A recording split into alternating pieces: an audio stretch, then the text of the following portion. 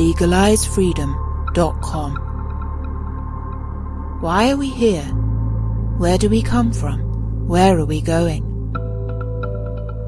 From the nature of reality to the future of humanity. Listen without limits. Unchain your brain. Change your thinking. Change your life. legalizefreedom.com.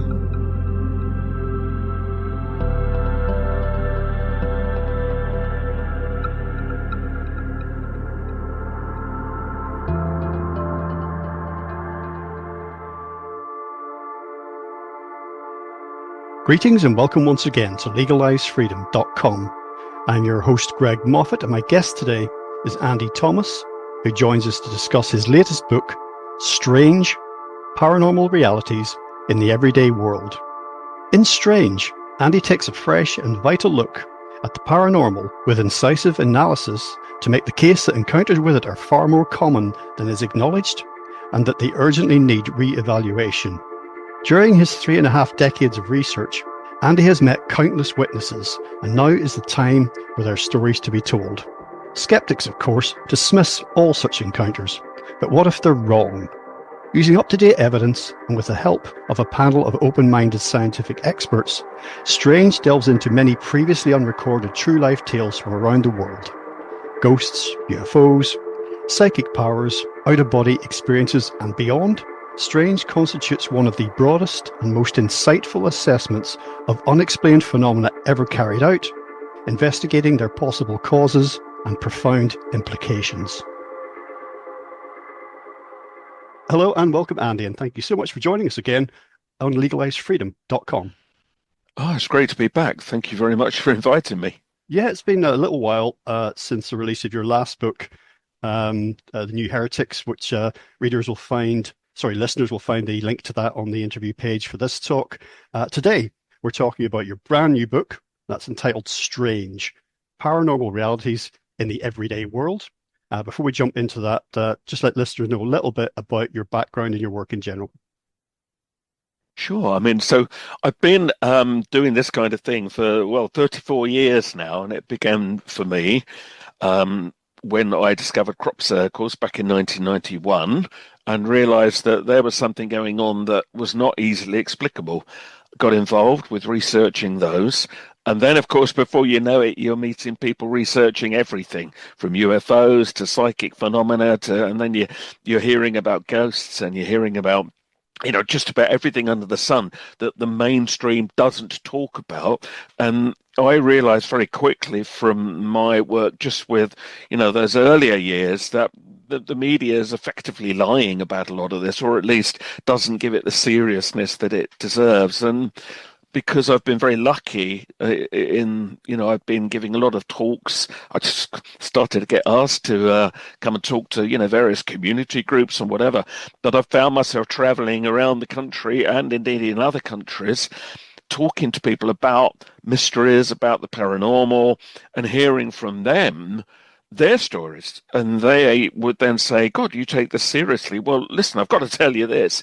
And before you know it, they're sharing with you some incredible story that often they won't even have told their own families, So that's enabled me to get a very, very broad, and I think an unusually broad look at how much of this stuff is going on, because these are not people that are interested in the paranormal for the most part. They're just very everyday normal folk, if you want to call it that, who've had an encounter that they cannot explain. And it's given me the insight that, well, hang on, if this is happening to them, it must be happening everywhere, all over the world on a daily basis. That's led me to write this book. And I called it Strange because there's an irony there. Yes, these things are strange on one level, but then you realize that the strangest thing of all is that it's not that strange, but we've been told to think it is and not to talk about it. But I'm saying now it is time to talk about it, very definitely. Yeah, well, the subtitle of the book, as you say, Paranormal Realities in the Everyday World, it's all right there. These are surprisingly common phenomena and experiences that everyday people are having. And you've characterized it very well there, how it's treated as kind of the opposite. Well, your new book runs the gamut really from ghosts to UFOs and UAP, out of body, near death experiences, psychic phenomena.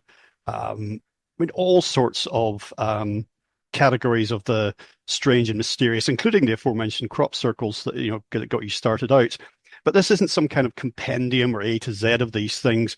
And what I particularly like about it is that you're walking through this material that people like ourselves are very familiar with, others maybe less so. And you're stressing, yes, how people in everyday life are having these experiences and witnessing these phenomena, but also what this means. What is the meaning or what potential purpose of any of this, and that it could have a huge and will have, we believe, a huge effect on society and culture globally as these things begin to become incorporated. I would say in some cases reincorporated into the wider culture. And science is evolving. It's not, as they said in Victorian times, that all the answers are more or less in. We're just ticking a few boxes. And that's one of the frontiers at the minute, is challenging science and scientists to begin thinking differently about these and allowing for them, at least in theory, to then look at them and say, what could the mechanisms potentially be? That's just one way of looking at it, the scientific way. There are others. And there are many in the science community doing this. And as you highlight, as you work throughout the book, if some of these things begin to become accepted as possible and actually happening, even if we don't understand them, the implications are potentially extremely profound. Yeah, I mean, you picked up on something sort of quite important there, which is encouraging, which is, so the book is not yet another, whatever average book about, oh, here's some normal paranormal chat from somebody that doesn't believe in it or has no knowledge in it. There's a lot of books out there like that. It has a narrative, and it's very much based on people's personal experiences. And that they're all people that I have personally met or heard from over the years who I trust, and who, it's very obvious when somebody is not telling you the truth. And it's very obvious when somebody is just honestly recounting something incredible that happened to them. So I build it up really by explaining how I've met these people and how I record the stories. And then I kind of, in a way, take what I call the paranormal top 10. So if you look at the things that people say over and over again that they have experiences with, you realize there's a recurring pattern. And number one on that list is ghosts, without any question. Number two, related, some would argue not, but I think they are, poltergeists. I think it's some and some. And then you go down the list, and then UFOs are about number three. And then the various gamut of psychic experiences, from near-death experiences, out-of-body stuff, and, all kinds of telepathy. And then you get into the very bizarre world of just weird things, or what I call, bizarre happenings that they don't really fit a category necessarily, but you think, what, these stories should be told. And as the book unfolds, there is a shape to this. It's not just independent phenomena all happening in their own little pigeonholes. You begin to realize what it all is showing us is that the universe is leaky. It doesn't run from A to B. Time and space clearly bends in on itself and does really weird things. And that it's about time we began to accept that. Because when you do, actually the paranormal becomes almost inevitable, rather than it being some occasional quirk. Of course it's going to be like this.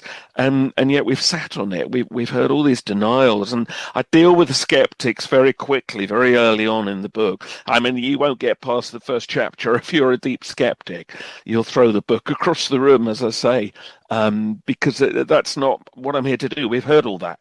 Right, so yes, I acknowledge the skeptical viewpoint, and sometimes they're right, and I say that very clearly. But now, what about all the cases that really cannot be explained like that? I'll just give one example of that.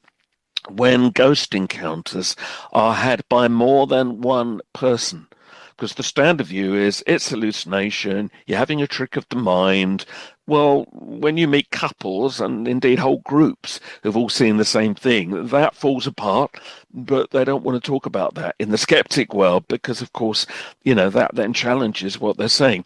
So it's a way of saying, all right, so if the skeptics are wrong, what could be happening? And as the book unfolds and the stories begin to intertwine, I begin to analyze what this might all be about, where it's all coming from. And I have a panel of moderators who you don't hear directly from very often. Occasionally you do. And they were three people that I know and trust. We've got Chris Connolly, space scientist, also a medium, Barry Reynolds, a crop circle researcher, also a very good mathematician, a statistician, and Dr. John Cole, a physicist.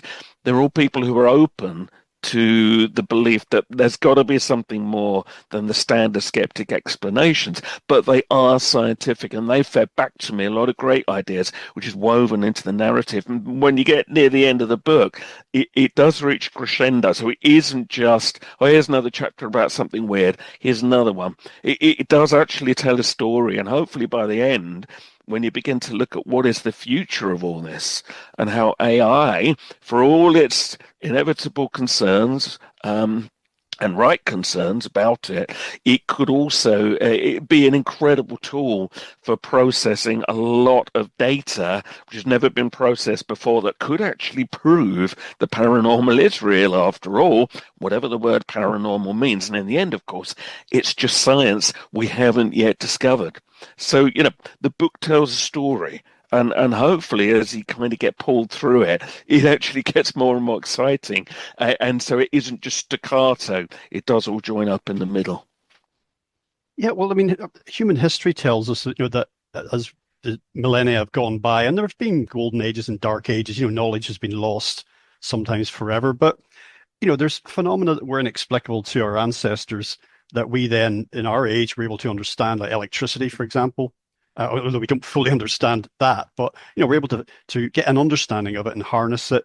And there were things that appeared mysterious to people probably thousands of years ago that people in the Middle Ages managed to work out. We saw the evolution of astronomy, for example, as that began to look at the vistas that opened up quite literally for our species. And a lot of the skeptics, of course, and I put that in air quotes, they're having bizarre non-material experiences every time they go to bed, yes. in their dreams, but they don't sort of deny that the dreams are happening. I remember when I was a kid, having a nightmare and telling the adults about it in the morning, and they said, "Oh, don't worry about it, it's not real."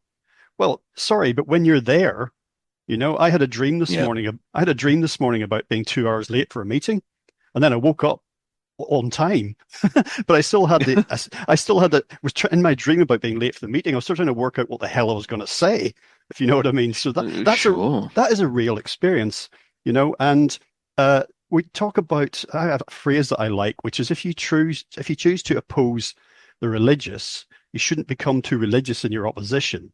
And I think that we've seen the rise in the last century or so of what's called scientism, which is this kind of people who quote unquote believe in science, and then anything that can't be explained scientifically basically cannot exist, even if it's manifesting itself, even if it's happening before people's eyes.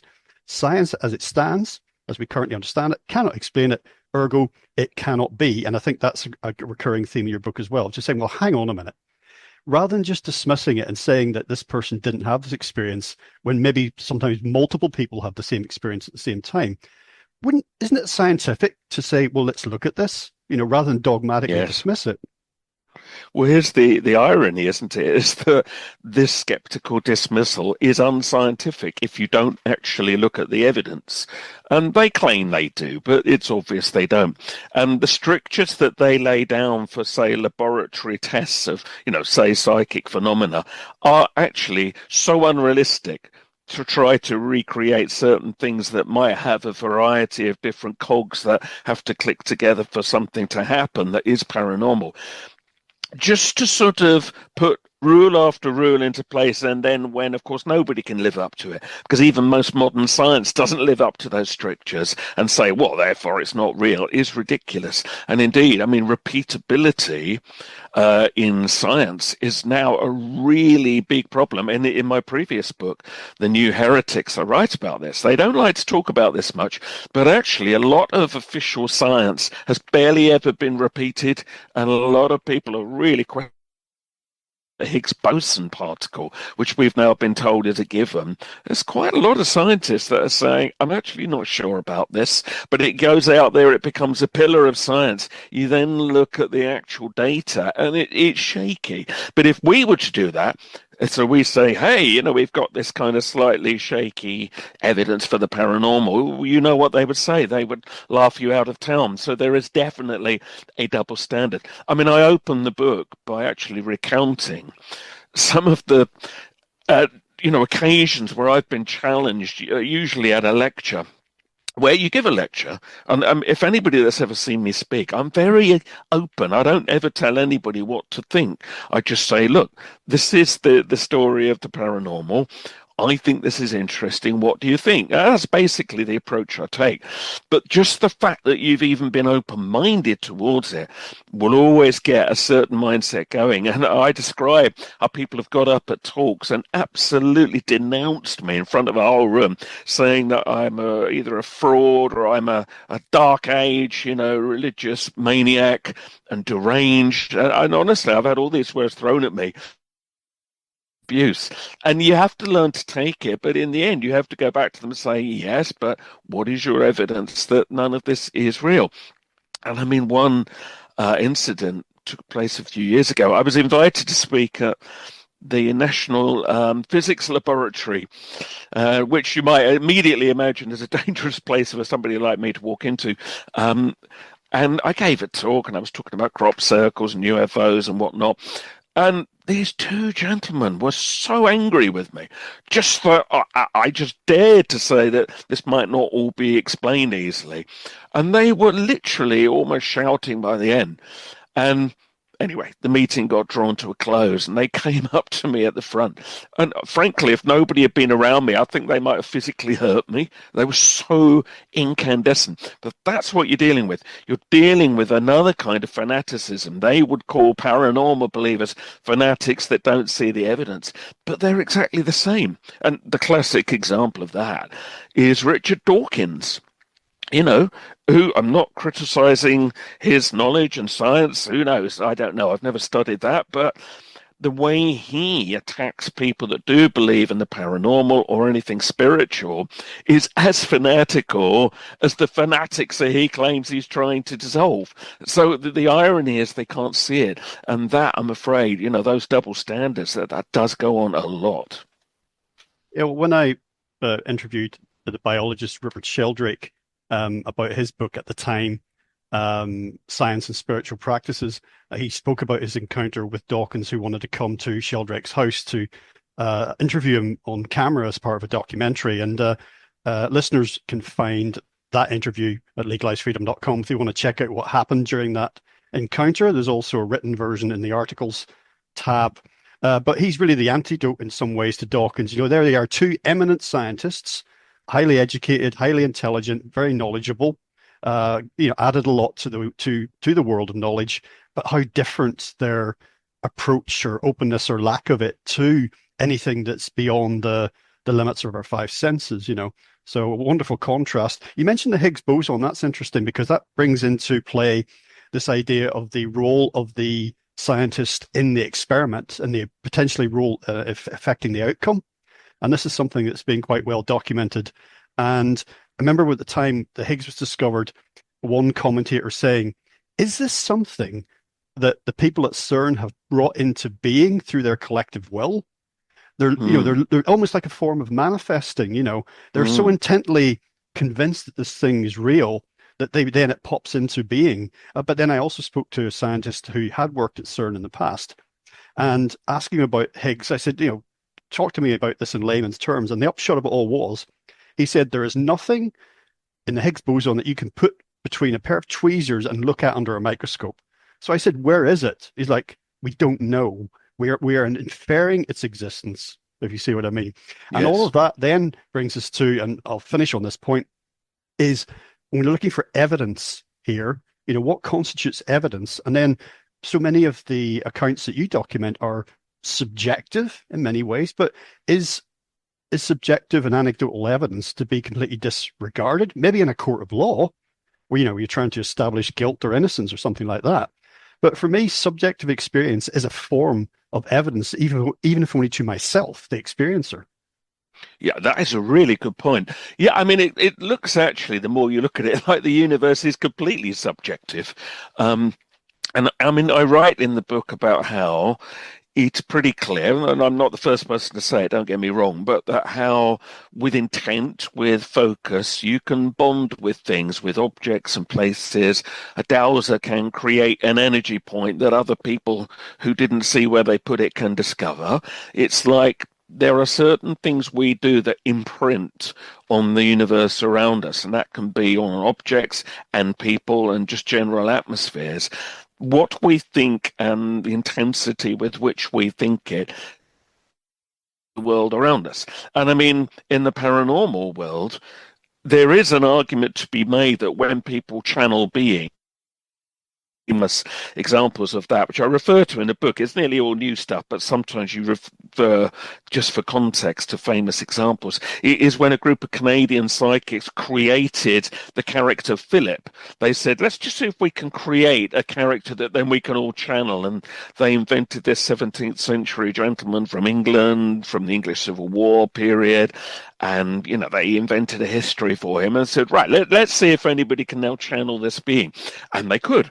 And he started to come through the group, and they thought, well, this is amazing. We've created this thought form. But then it started to come out with stuff that actually they hadn't created. And people started to check this, and it almost looked like this could actually be true. Did they actually tune into somebody that was real, or were they creating it? And of course, what that does, and put together with what you just said there, if you've got scientists effectively wanting something and therefore in some strange psychic entangled way creating it, it means that when a lot of people think something, maybe it is taking on a reality. And that might explain why people do have visions of Christ or Buddha or Muhammad or whatever it might be, because on one level it's taken on a reality. I mean, some people obviously do believe it is real, but it actually becomes real even if it wasn't in the first place, because if there's enough consent, enough people that put that mindset there, it takes on form. And yeah, as you say, the scientists are doing probably precisely that, and they can't see it. And there's a wonderful irony to that. Well, there is a school of thought. I mentioned manifesting, and if we look at that American movement, surprisingly popular actually in the late 19th and early 20th century, called New Thought. This idea of that your thoughts can affect to some small degree the outcomes of your life and your reality, and it's if you put enough effort into it, it changes it sufficiently to make it worth doing. So the school of thought I'm thinking of is the one that contends that the world that you see on the television when you look out your window and you walk down the street is a manifestation of the collective consciousness of the species. And obviously, at the minute, we're not in a great place. But we're making this, we're somehow creating this, and maybe because we're unwitting in this role for the most part, that we're doing it unconsciously. Not doing it with intent. It's just kind of happening, And for people who say to me, sort of, well, what's the point of me trying to change my reality by, you say, positive thinking? I said, well, look, your thoughts are co-creating your reality to some extent anyway. I said, look at it. Forget the non-material dimension. If you get out of bed the wrong side, as this saying goes, and you go into work or your daily life angry and annoyed, that you'll reflect that out to other people. That'll get reflected back to you. That's a very simplistic form of the same thing. Yeah, oh, totally. Well, it's twofold, I suspect. I mean, the experiments done with collective consciousness and trying to record that in various ways does definitely show that the way people focus and the amount of people focusing on something does have a real effect. You put that together with, just reality on a daily material level, where if you have a certain mood or certain actions, it's going to affect the people around you. You put that together, that's very powerful. And I mean, there is quite a growing movement, isn't there, that we are all living in some kind of virtual reality program. I mean, there is an argument that none of this is real and that it is like the Matrix. I suppose the problem with that, though, is, I mean, in the end, you're still faced with what you've got on a daily basis. You have to get on with it. But the more that we begin to believe that we can reshape that, the less we are perhaps victims to it. It doesn't mean you can do anything you want, because, again, there's a lot of people out there who get sucked into negative thought forms. But yeah, the book discusses this. There is something to this. We imprint on the world around us. That in turn will respond and imprint on us. There is a cycle here. And I think we're living in a mixture of psychic reality and material reality. It doesn't mean there's no such thing as physicality. And we seem to have bodies and brains and hearts. But of course, that's not the whole story. And as Rupert Sheldrake says, it may well be that we are receivers for something much wider that doesn't just exist on that level. The more that you can access that, the more you can share it, the more you will change the world around you. But and I think, there's many arguments that would say this is deliberate, but even if it isn't, it's still happening. There are so many things in the modern world today that do seem to want to shut us down, to actually take away that knowledge, that ability, so that we're left in a very narrow world that then others who do understand how it works can control. And I do think that is a problem, even if it's not a deliberate conspiracy. That is more or less, I think, what does happen. Yeah, well, that's something that you really get into at the end of the book, and we will get to that in due course, even if we end up doing this in two parts. We're denizens of two worlds, really, as you say, the material and the non-material, and they bleed into each other. And I think it's when you become too committed to one or the other that it becomes problematic. And I think that one thing that strikes me about all of this is that think of someone like Richard Dawkins, is that for atheists and humanists and scientists of the scientism kind of school, one of the things they worry about, I think, in even countenancing, they may have different conversations, and some of them do, behind closed doors and off the record than they do on in print and on screen, etc. Yep. Is that if they start to look at this stuff seriously and maybe begin to say, well, there's something happening here, blah, blah, blah, they're worried about letting God in by the back door, is my expression, because suddenly it's like, oh, yeah, the Christians were right all along, and the Muslims and the Jews and the Buddhists, they were right all along. But it's not about that. But I think that's the fear. It's quite an old-fashioned one, actually, that, the scientific revolution and then the industrial revolution and how life changed, it drove out all that irrational superstition. And if we start going hocus pocus and non-material forces again, we're back into all of that again. Yeah, I definitely think that's true. And like I say, some of the people that have criticized me have used the term more than once. What you want is a dark age world. No, not at all. I just want to move forward and get science to be more broad-minded. No, that's not what we're trying to do at all here. I mean, in the end, right, science will stand or fall by what it produces, and it has produced many wonderful things. And I respect that. And here we are now using the best of science. But what we're advocating, surely, is just for it to be more broad-minded. They've got stuck in these compartments. The Enlightenment, so-called, from whenever, a few hundred years ago, they thought they were releasing us from this world of dark fear and mysticism and heaven and hell and all of that. But of course, the irony of that is that what they did was then create a new prison of thought. And that I think is a very important point to make here, that here we are in a world, right, where we're being told it's A or it's B, it's black or it's white, and yet in the next breath they'll tell you about quantum entanglement, and they'll tell you that particles are coming and going backwards and forwards in time, coexisting in one place and another place at the same time, and so on. You think, oh, hold on, but doesn't that sort of more or less show that the mystics could be right? And then they'll go, as you say, oh, no, because they're afraid. I think they're terrified that what they are themselves discovering opens up a world of, what they would see as taking us back to the Dark Ages. But how long, I wonder, can they go on not going there. And, as I discussed in the last chapter, it may well be that AI, whatever that becomes, and I know everybody's bored with talking about it, but we've got to, may be that one day looks beyond the strictures put in place by the human scientists and says, well, hang on a minute, why aren't you looking at this? I can see clearly there's data here that don't exist or whatever.